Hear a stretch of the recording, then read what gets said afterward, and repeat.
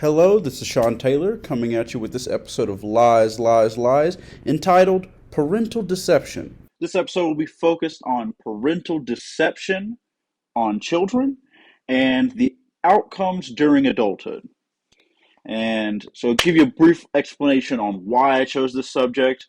As we've been delving into these discussions on lying, deception, why it happens, who it happens to.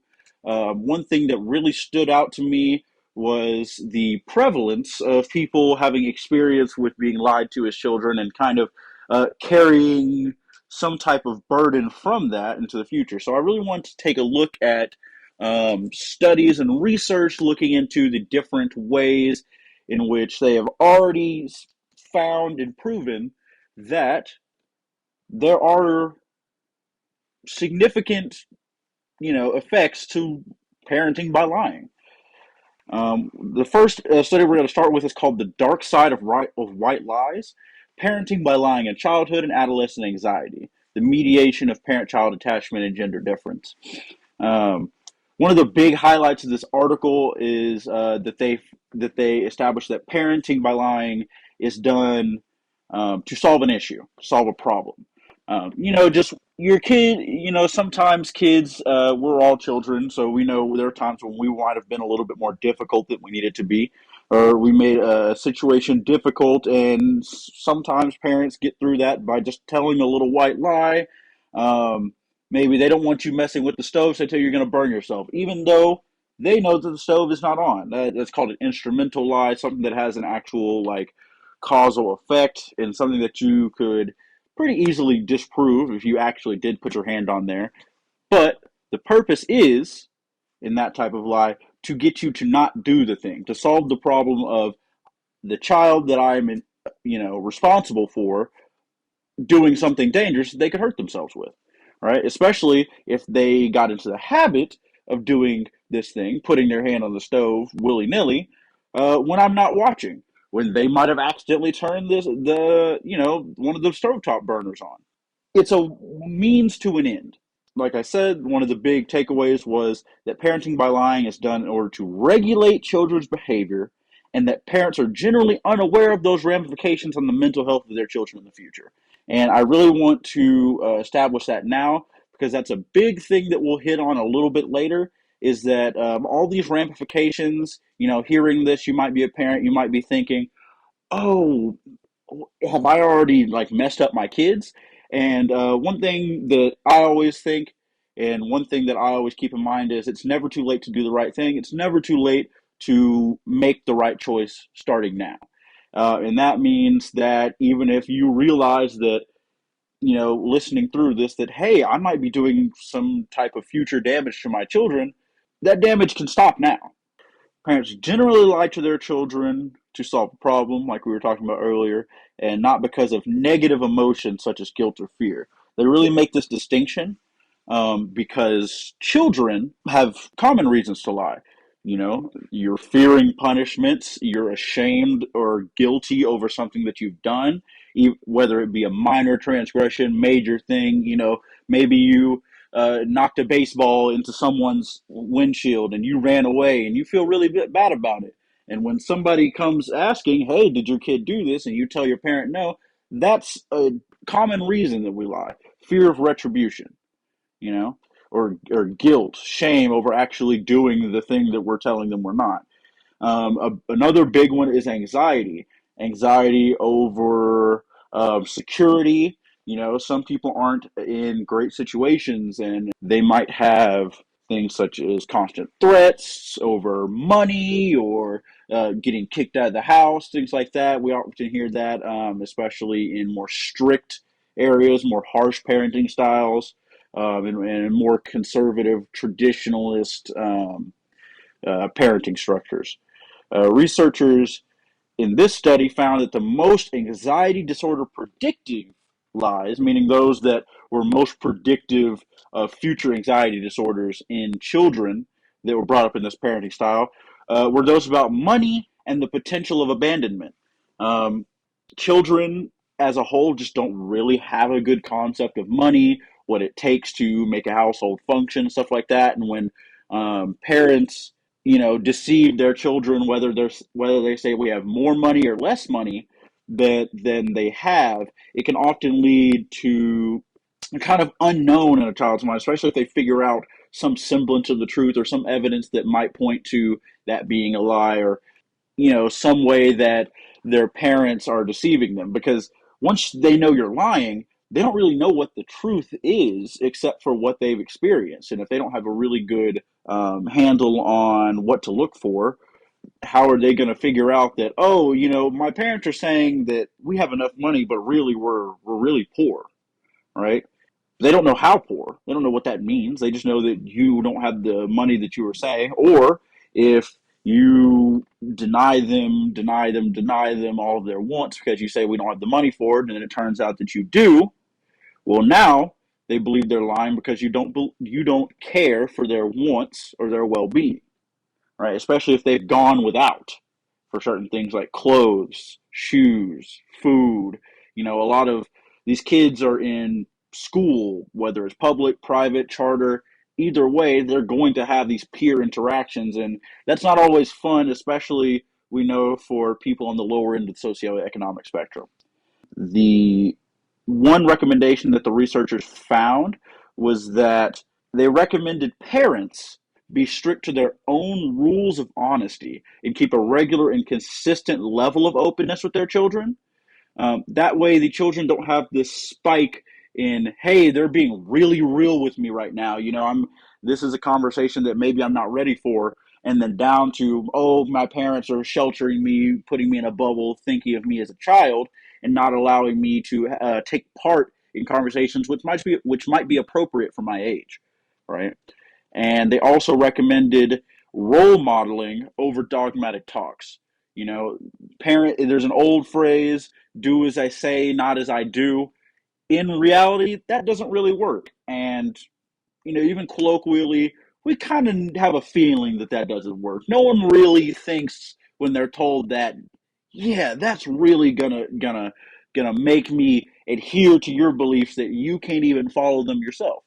You know, it's just something to think about. Next, we'll move on to another study, kind of in that same vein.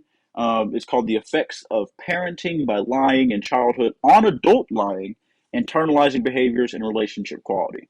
And this is where we're really going to get into the adulthood outcomes. We were looking more at, in the last section, about, children, anxiety and feelings that they might be, getting at a young age to, adolescence. But now we're really centering in on what's going to be the outcome on adulthood and their lying behaviors, and, how the ability to maintain relationships in the future.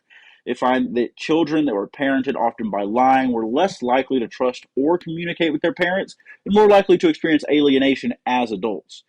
So, children that had a role model that was untrustworthy are less likely to trust them and less likely to feel obligated to tell them the truth, right? It's a reciprocation. When you don't tell me the truth, I don't feel any obligation to tell you the truth, especially when these children start to lose their respect for their caregivers, at least in that realm. They might respect them in other ways, but when you really get into the types of relationships you're building, the lack of positive role models as far as like being honest and that type of thing, you really start to see that in later adolescence into early adulthood really come to a head, is that's when, at least in our culture in America, we're really kind of forced out into the world a lot of the time. Next, we look at, there's a study that ties into this closely, so I kind of want to talk about it at the same time. Children's moral evaluations of different types of lies and parenting practices across cultural contexts. Because when you look at the parenting practices across the world, some places are more often to report lying to your children as something that's okay, something that you don't owe your children the truth. You are the parent in a lot of these more traditional power dynamics. These children, the researchers found that children in harsh parenting environments were more likely to positively view antisocial lies and deception. So when these researchers are talking about antisocial lies, they're talking about this in contrast to pro-social, meaning that it is conducive for a healthy society, healthy relationships, things such as helping your neighbor, being honest, doing things that you're supposed to be doing, meeting your obligations, paying your debts, that type of thing. Antisocial is really when you get into more deviant criminal behaviors or things that are commonly associated with those. Lying is not necessarily criminal, but if you're in a legal situation, in a court scenario, perjury is a crime, right? And it also is associated with things like theft, murder, physical violence, aggression, and we really see these things. We'll talk about them a little bit later. When we look at people who are inundated with lies, right? Where their parents, it might seem to them like they never even heard the truth. They don't know what the truth is, right? They think that these children are more likely to view these antisocial lies as more favorable is it's possibly developed from seeking to avoid severe punishment for their minor transgressions. Think of the stories you hear of people that, you know, they do something very common, like they close their door, talk back to their parents. They don't want to, they might, put something in front of the door. They might even be just changing. They don't want somebody walking in on them. They just expect some type of privacy. And personally, I've seen many stories of parents removing doors on their rooms, stealing that, or I wouldn't say stealing, but taking that expectation of privacy away. And it really doesn't do anything to foster a positive relationship when it comes to the parent and the child, or the guardian and the child. It really serves to strain that relationship, and it really reduces the amount of trust you have, because there are some things that seem like a given, seem a little inalienable, that you really wouldn't even want to tread upon, such as your privacy. The research suggests that in evaluations of these lies, children often place themselves in the perspective of the recipient of the lie, whereas adults are more likely to take the perspective of the deceiver, right? And we see that in how adults rationalize these lies. Some lies are much easier than others to just spit out.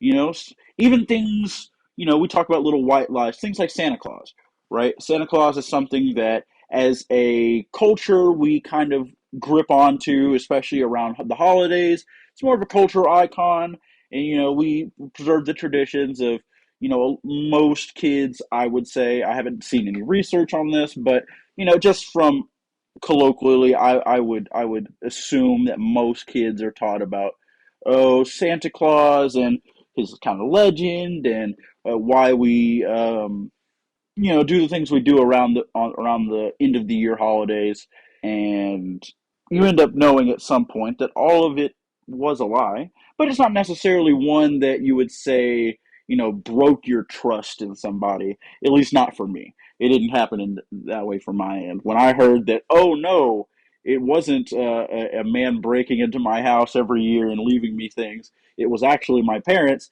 That actually felt better for me. I felt like my parents loved me that little bit more. Like, oh, maybe it wasn't just this random kindness of a stranger.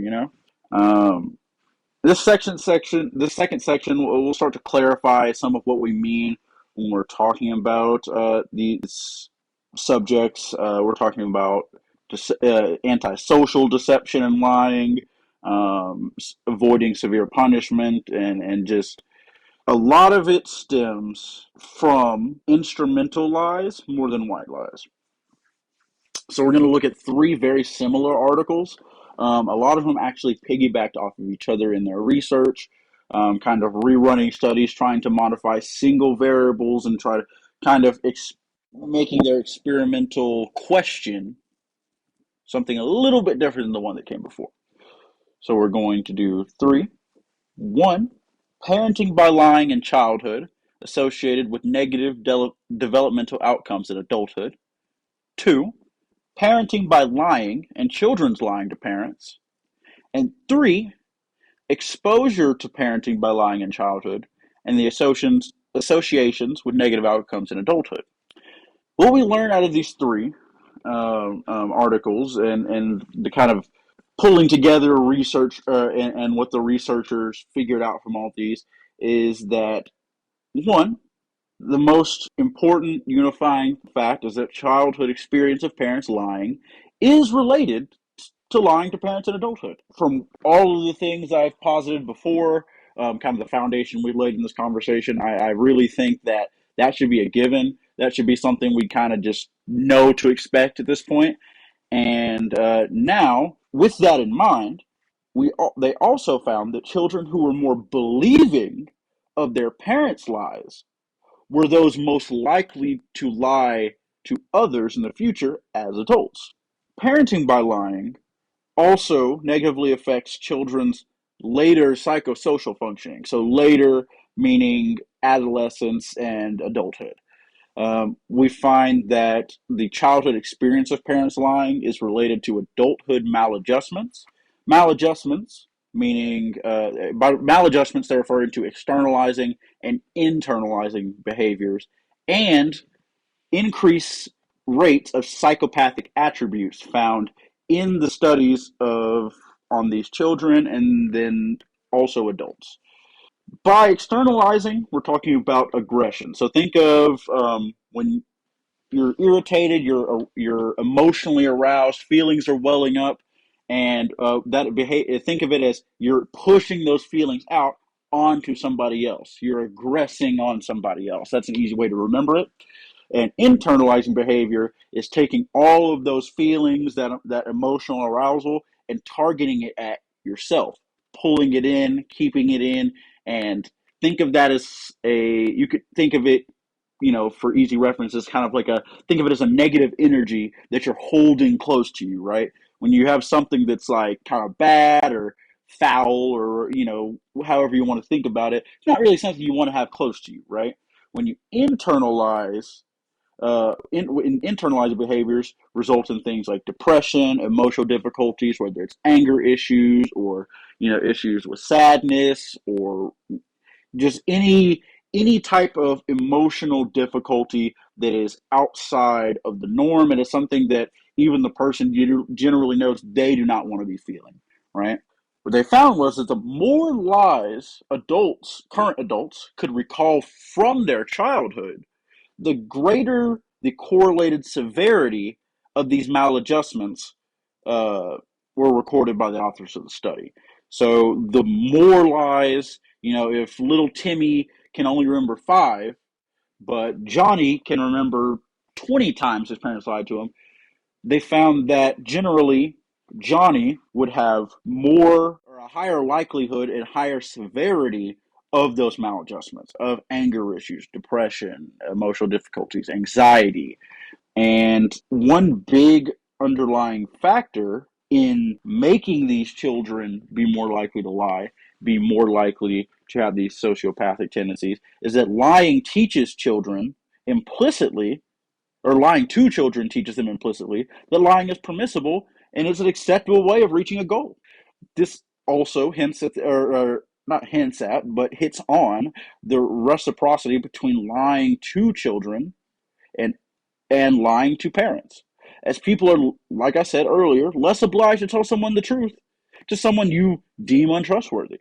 And this effect, they found, is still present even in context with unfamiliar adults, with strangers lying to you. Parents are the primary agents of socialization, right? When these children are born to you, you are the primary one that is interacting with them. You're the primary one responsible for them. Even when it comes to things like daycare, the mother already has, uh, you know, five, five-ish month head start as far as, socialization with the baby. You're that time where they can, somewhat start forming bonds with the person that they're inside of. They can start to hear things on the outside. You hear studies talking about linking babies' IQ to music that they heard while inside the womb. Whether you believe that or not, I'm not an expert. I haven't really looked into the research too deeply myself, but things that you there's evidence and there's things that point to us being able to socialize starting from even before birth, especially when it comes to a mother and maybe even a father, as long as they're, around enough to have been heard through and close enough to have been heard through, all the layers of the human body. But as a primary agents of socialization, teaching their children how to move and exist in the world, all the skills that they need, children learn to lie through observation modeling. It and when it is appropriate to lie and how to do it. We see that more often children lie in similar ways to their parents, which, you know, in a lot of situations ends up being a cultural thing. A lot of times parents lie when they lie to their kids, especially if they do it, passively or that's not what I'm trying to say. Not passively, but flippantly. Just something that's not really a big deal. They might think of it as a white lie, and the child might think later on it, and not see it really as so inconsequential. And we see that these trend more with cultures, and these trend more with languages and dialects and things like that. But at the end of the day, the children are learning through from their parents as an example. Same thing as we were touching on earlier, that role modeling works better over just dogma, talking, just be empty words, because that's really all that lies are. Once you have shown them that a lie is just a means to an end, it is just a string of words you put together. Finally, I kind of just want to wrap it up and hit on the main points, reestablish the main points, and some things to look for in the future. So, one, the more children are lied to, the more likely they are to lie and show negative consequences and negative outcomes in adulthood. Um, Lying is a problem solving behavior on parents' end, not something that is generally deemed malicious. So, those of you who are parents listening, uh, don't be get up in arms or riled up. I tried to set that in the beginning, calm us down, but we really need to remember that people are always on a journey to be better. Child rearing is not a perfect science. That researchers have stated and recommended that parents be strict to their own rules and their own standards of honesty. And if you're not going to be strict to those standards, that you really need to evaluate those standards and see, are those even ones that you feel that your children should strive to, if you're not willing to strive to it as their guardian, caretaker, parent, etc. And also that children in harsh parenting environments, strict, authoritarian parenting environments, are more likely to positively view anti-social lies and deception. So we see this link between people who grow up in a very strict household and people who see antisocial, like we were saying earlier, antisocial leading towards more criminal acts or more, just societally looked down upon behaviors, deviant behaviors, coming from these harsh households, trying to, get away from punishment. That's just a self defense mechanism. So, if, we see the end result, we might want to just bring back the amount of pressure we're putting on these children, even as hard as that may be. That's all I have for you. I hope you have a good rest of your day. Get hydrated, drink your water,